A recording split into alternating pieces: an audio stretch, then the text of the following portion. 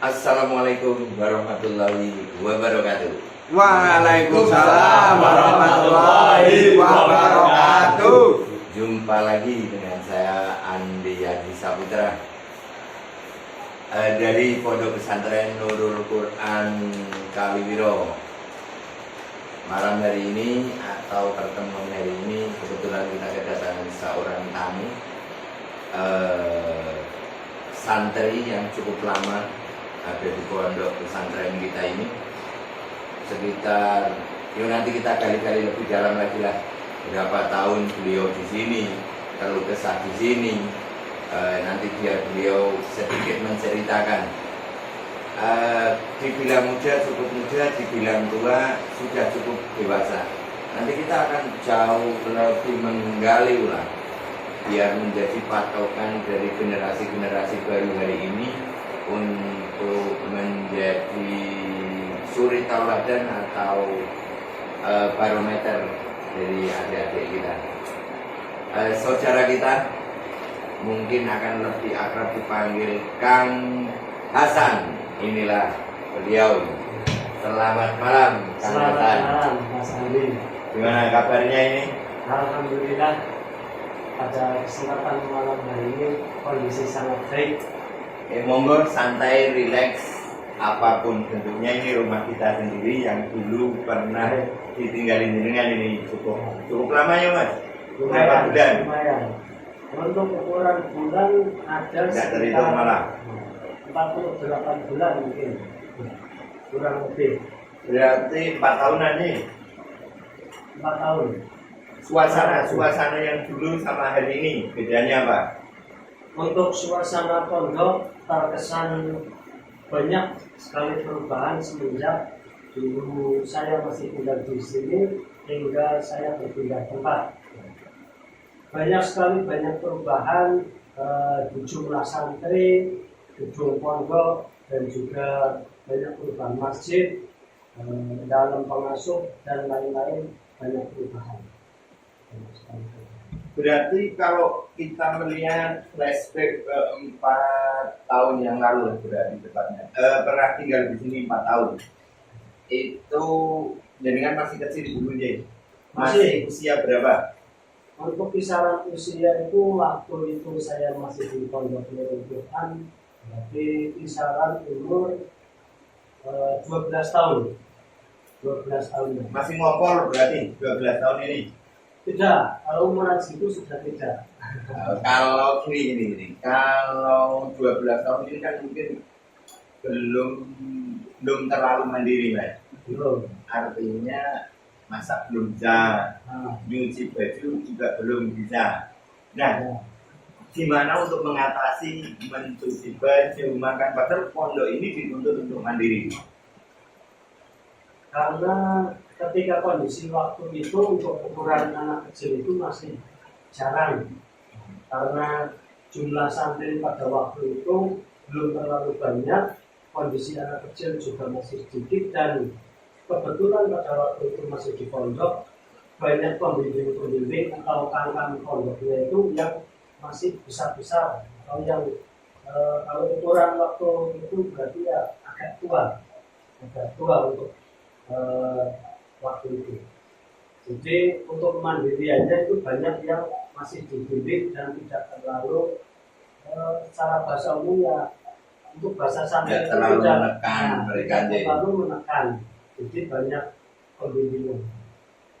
Berarti ya cukup menarik rumahnya dari kecil ini, tapi sudah bisa baca. Untuk Iqra sudah, karena memang sebelum masuk di pondok pun di rumah sudah punya ada sedikit bekal. Berarti ada sedikit bekal dari usia yang masih cukup belia, masih baru lulus SD rumahnya itu nih. Masuk berarti bukan lulus SD, karena keinginan awal di pondok itu sebenarnya dulu masuk MTS, pengen langsung masuk di pondok juga. Tapi karena memang kondisi finansial pada saat itu dari orang tua masih kurang, akhirnya sementara itu belum masuk kelas 1 MTS, itu belum langsung di pondok. Jadi masih laju sekolah di MTS Kanwiro 1 tahun. Setelah 1 tahun itu baru masuk di pondok, belum langsung masuk ketika sekolah. Orang pertama mas, orang pertama yang dengan apa ya, masih berkesan dengan begitu masuk ke pondok pesantren ini, yang sangat-sangat berkesan dengan siapa yang dengan temui pertama ini? Untuk sosok pada awal mulai masuk di pondok yang mungkin karena beliau-beliau itu yang dulu waktu saya masih di awal pondok itu berkesan, dan juga sampai sekarang itu ada, terutama itu ada 3 sosok yang paling sampai saat ini pun, walaupun satu yang jarang ketemu tapi yang dua masih sering. Itu ada 3. Pertama itu Kang Amir, Kang Mahmud, dan Kang Fuad. Sama satu lagi yang sudah cukup lama tidak pernah berjumpa itu Kang Son. Kang Son itu pada waktu itu termasuk Kang sepuhnya di pondok, karena sudah cukup berumur, sudah dianggap sebagai kasepuan dari santri pondok pada waktu itu. Kita melihat sosok Kang Son dari Nah, Kang Son ini sosoknya kayak apa mas? Kang Son. untuk Kang Son itu pada waktu itu saya bisa mengatakan sebagai pengurus pondok atau kesepuan dari santri pondok yang bisa mengayomi adik-adik kelasnya, karena pada waktu itu saya dan seangkatan saya anak-anak kecil itu banyak sekali yang bisa dibilang merusui. Jadi ketika butuh apa-apa atau bercerita dan sebagainya itu banyak yang ngumpul ke tempatnya Kang Son, walaupun entah itu ikut karena waktu itu sudah dibolehkan, entah itu ikut kelenteng atau ngopi, itu sering ikut di tempat Kang Son. Berarti memang cukup jadi pengayom juga Kang Son ini. Kalau Kalau boleh, kalau masih ingat, aslinya mana Kang Son ini? untuk Kang Son itu rumah aslinya itu Jambu Ambarawa, Semarang. Dari luar daerah, Luar daerah.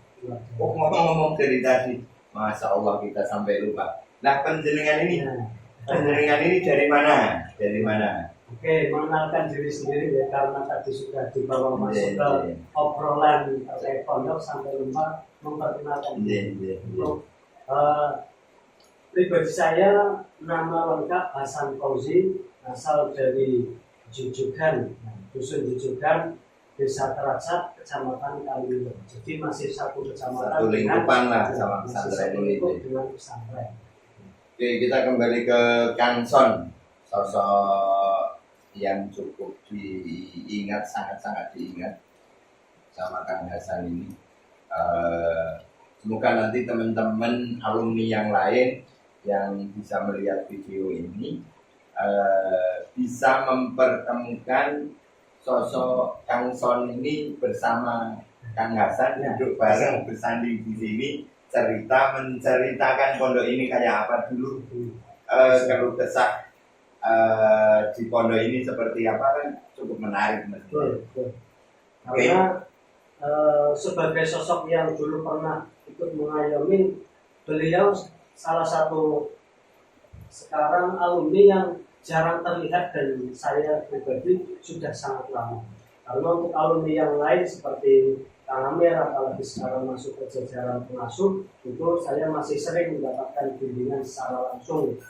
Dan juga pada waktu itu di pondok ada Kang Amir, Kang Mahmud, itu beliau-beliau yang sering mengajari saya terkait dengan sosialisasi atau sosial dengan alumni pondok kasepuan pada waktu itu. Jadi saya sering diajak keluar, mungkin mengantar surat undangan atau acara-acara di luar, saya sering diajak oleh Kang Amir dan juga Kang Mahmud tersebut. Bicara Kang Amir ini, bicara Kang Amir, kita cukup paham bahwa beliau sampai hari ini masih ada di sini, bahkan terus mengasuh pondok ini, bahkan sampai jadi kepala sekolah di MTS ini, Ya, betul. dalam tanda kutip dapat bonus juga dari pesantren ini. Iya. Dapat ning Terus, sini. ya, betul. Nah, kenapa Mas? Kenapa tidak mengikuti jejak beliau untuk mendapatkan ning-ning di sini atau santri-santri di sini? Atau memang belum ada pandangan atau memang sudah ada di pondok pesantren yang lain?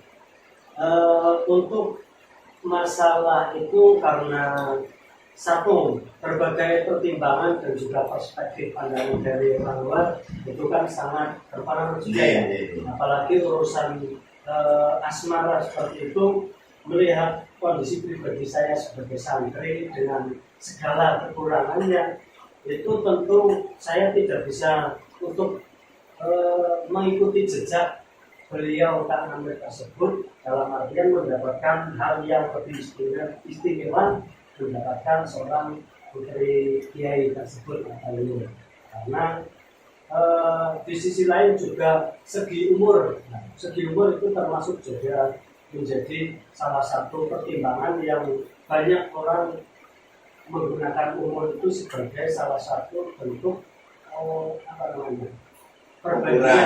ukuran perbandingan. Jika kita memilih yang lebih dewasa, berarti kita harus mempunyai suatu hal yang lebih unggul dibanding lawan tersebut. Berarti ini ngomong-ngomong posisi hari ini masih zero, masih kosong. Masih. Cukup membuka peluang buat santri-santriwati di pondok pesantren ini dan pondok-pondok pesantren yang lain. Ya. Apa sudah punya bahan? Untuk membicarakan tentang asmara, untuk bahan sih sementara ini sudah ada. Oh sudah ada, jadi menutup kesempatan buat santri-santri yang lain. Sementara ditutup, karena di balik menutupnya pintu itu pasti ada suatu sebab. Ya. Oke, tadi kita sudah perkenalan, sudah bicara kapan Kang Hasan sampai ke pondok pesantren ini, terus ketemu teman-teman yang ada di sini, terus menceritakan sedikit tentang pondok pesantren ini. Tapi kita kembali lagi ke titik awal, apa sih pondok pesantren ini, bagaimana pondok pesantren ini. Terus ada sedikit pertanyaan lain. Kenapa jenengan ini bisa berpikir untuk menjadi santri berada di pondok pesantren, sedangkan pondok pesantren ini dengan segala aturan sedikit diperketat, beda dengan di kampung-kampung. Nah, kalau di kampung kan kita mau bermain apapun bebas. Nah, ini semuanya diatur, harus menghafal Al-Quran juga, karena Nurul Quran ini kan terkenal luar biasa untuk para penghafal Quran lainnya ini. Ini kenapa? Mengingat sejarah, mungkin ya, bisa mengatakan mengingat sejarah atau masa lalu, kenapa saya untuk mau di pondok, dan juga kok bisa sampai saat ini pun dengan umur yang sekian masih di pondok juga, karena dari sosok seorang bapak saya juga, bapak dan juga ibu, itu kan termasuk juga terutama bapak itu menjadi alumni di pondok ini, ikut dengan almarhum bapak saya ini, abah itu sejak umurnya mungkin masih terbilang muda, hingga sampai saat ini pun bahwa saya menjadi seorang alumni masih berkecimpung di pondok pesantren ini. Itu yang menjadikan sebab kenapa kok dulu saya itu sangat ingin masuk di pondok, sekedar mengikuti jejak dari figur bapak saya sendiri yang pernah di pondok juga. Karena dari bapak di pondok, ibu juga di pondok yang sama, kakak saya sudah masuk terlebih dahulu, dan saya mengikuti jejak keluarga saya.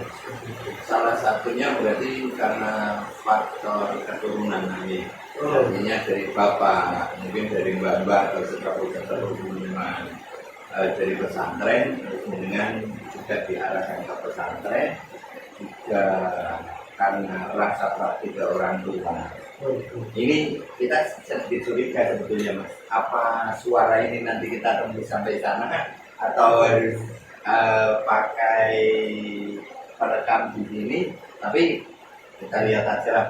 Semoga yang di atas mengabulkan suara ini cukup jelas nantinya. Nah, ini gini ya, kalau tentang orang tua tadi kan, orang tua dari pesantren dengan juga diarahkan ke sini. Tentunya untuk anak usia 12 tahun ini masuk ke pesantren kan sedikit menakutkan. Tidak semua orang, tidak semua anak-anak ini mau di pesantren kan. Apalagi tampilan dunia pendidikan yang formal ini kan cukup bebas. Berarti ada sedikit beban di dirinya apa enggak?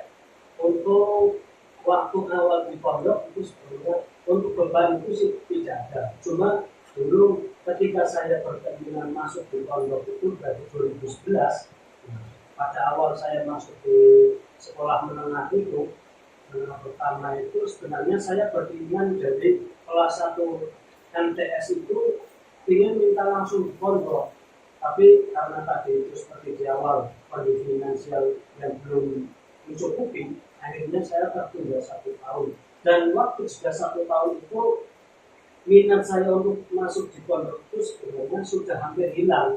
Karena pada waktu itu mengenal masa 1 tahun di kelas 1 MTS itu sudah kenal dengan dunia di luar, maksudnya dunia luar itu dengan teman-teman yang di sekolah umum itu sudah kenal main di luar, tempat-tempat yang belum pernah saya kunjungi, teman-teman baru dengan cerita-cerita yang baru tentunya itu sudah menimbulkan kesan yang menghilangkan perasaan saya untuk masuk di jenengan untuk keluar dari pesantren ini. Jadi pikiran saya untuk masuk di pondok waktu itu sudah sampai hampir menghilang, tidak menghilang tapi sudah hampir menghilang karena sangat menikmati dengan kehidupan pada waktu itu. Nah, sekarang kita bicara pengasuh.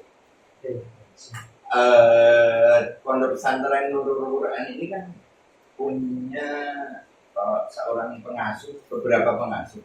Salah satunya Gus Irun, Gus yang masih sangat muda, hari ini sekitar 29-30. Berarti kan terpaut tidak terlalu jauh dari jenengan. Berarti sempat duduk bareng, sharing barengnya pasca itu. Untuk waktu itu karena kebetulan juga saya kan karena kondisi yang bukan permintaan sendiri, saya tidak bisa terlalu lama. Pada waktu itu saya di sini, Usilung itu memang mungkin itu belum terlalu lama. Jadi pada waktu awal saya di sini itu belum langsung diasuh secara penuh oleh beliau karena waktu itu masih dengan ibunya ini. Berarti mungkin gini, kemajuan pondok pesantren Nurul Quran ini dari eranya jenengan pasca di sini tadi sedikit diceritakan bahwa ada banyak perubahan yang muncul yang cukup signifikan dari ketidakmajuan yang kemarin. Kalau saya ini lebih maju lagi, ini kan mungkin karena Gusnya ini hari ini sudah menjadi pengasuh.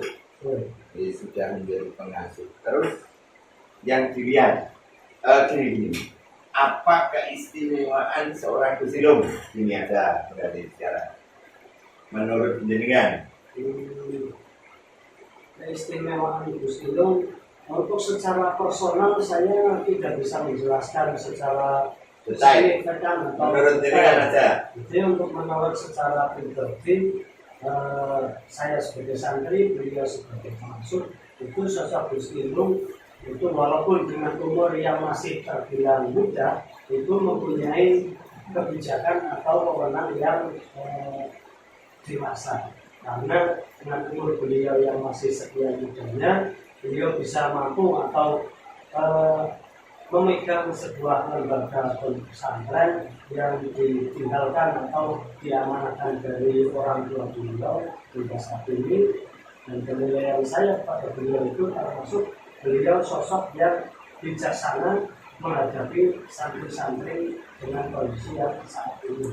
Kemudian kita bicara Gus Ilung tadi yang masih muda harus punya banyak ide kreativitas, sehingga beliau ini kan pastinya membentuk sebuah jadwal. Sebuah jadwal, oh hari ini, hari Senin jadwalnya ABC, dan dengan melihat, menilai segi pendidikan. Ini kan ada MA, ada MTS, ada pesantren juga.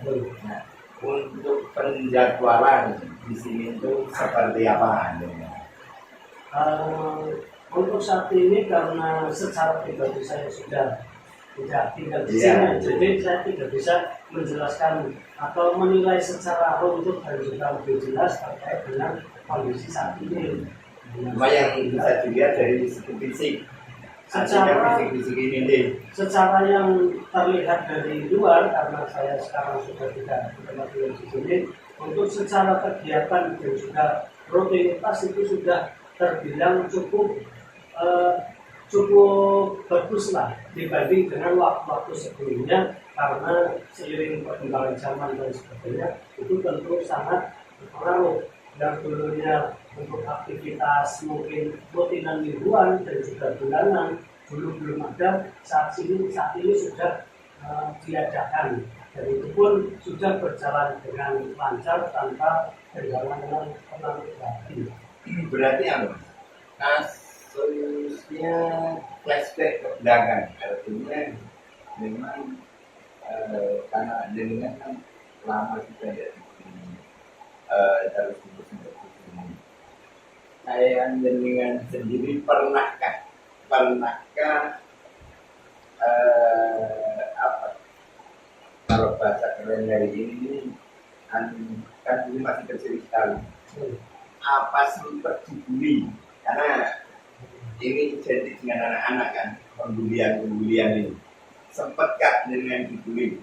Untuk kondisi waktu itu ketika saya di sini, hampir dari mulai masuk sampai saya berpindah pondok, pindah tempat itu hampir tidak pernah mendapatkan bulian seperti yang didapatkan. Banyak kasus-kasus di pondok pada saat ini. Karena apa?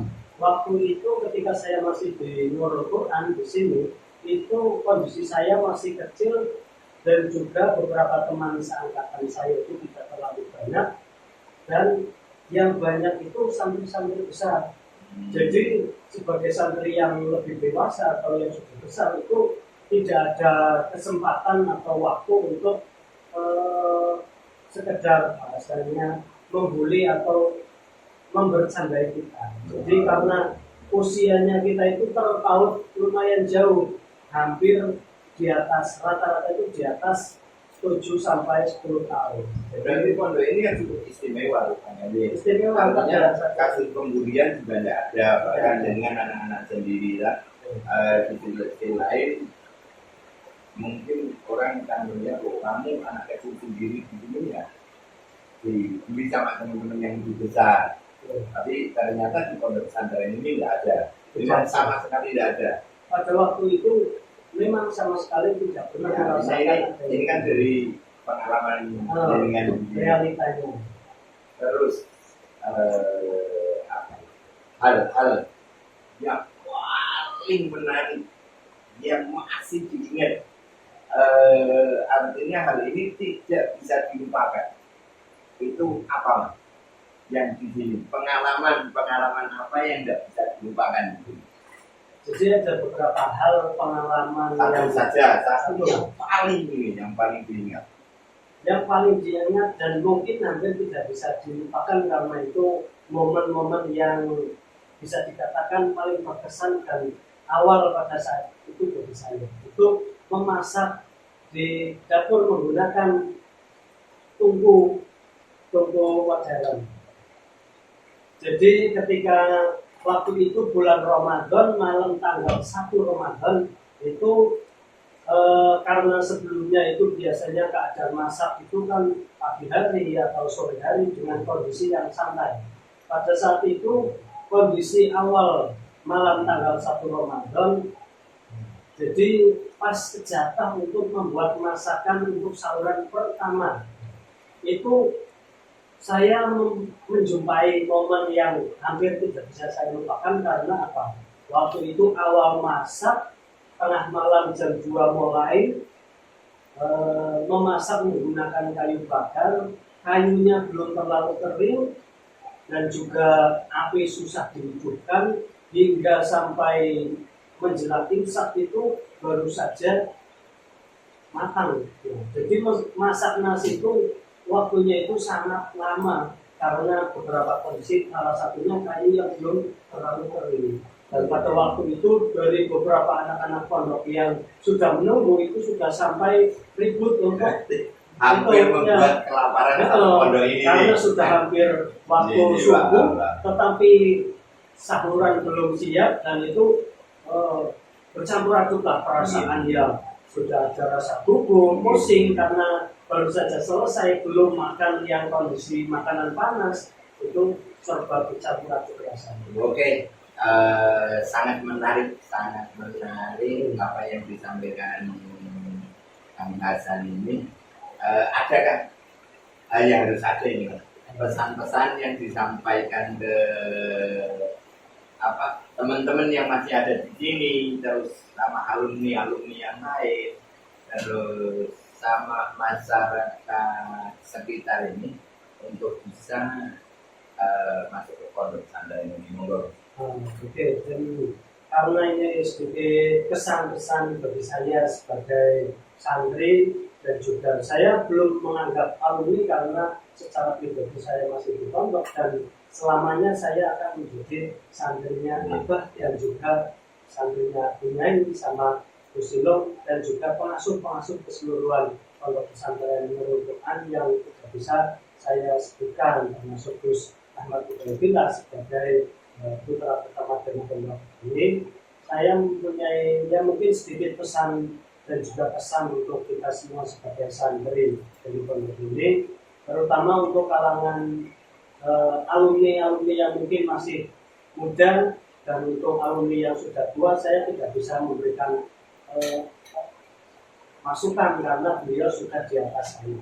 Jadi untuk alumni generasi muda pondok pesantren Nurul Quran, kita mempunyai tempat pendidikan mencari ilmu agama di pondok pesantren Nurul Quran ini. Jangan sampai kita melepaskan tali silaturahim bagaimanapun juga keadaannya, karena kita mempunyai tali silaturahim atau ikatan santri dengan pengasuh itu ibarat sebagai HP dan juga chargernya. Tapi ketika sudah lama tidak dicas, itu pasti akan kehilangan daya guna dan juga manfaatnya. Sama halnya ketika kita sebagai santri tidak pernah silaturahim kepada guru kita di pondok pesantren, itu seperti HP yang tidak pernah dicas. Jadi manfaat ilmu atau kegunaan sebagai diri kita pribadi itu tentunya akan berguna. Jadi kita sebagai alumni pondok pesantren yang baik dan juga semoga ilmu kita bermanfaat dan juga barokah, kita harus selalu membangun ikatan silaturahim kita dengan guru kita supaya tetap kemajuan dan juga perkembangan pondok pesantren itu tidak bisa dilakukan secara pribadi oleh pondok pesantren, tapi juga bantuan dan juga dorongan dari para pengurus, alumni dan juga masyarakat yang mendukung kemajuan untuk pondok pesantren di lembaga kita ini. Jadi seperti itu mungkin sedikit kesan-kesan yang bisa saya sampaikan ke teman-teman. Terima kasih buat waktunya. Terima kasih Gus Ilung, sehat selalu, kami ada di belakangmu. Terima kasih Mas. Terima kasih sama-sama. Tidak menit.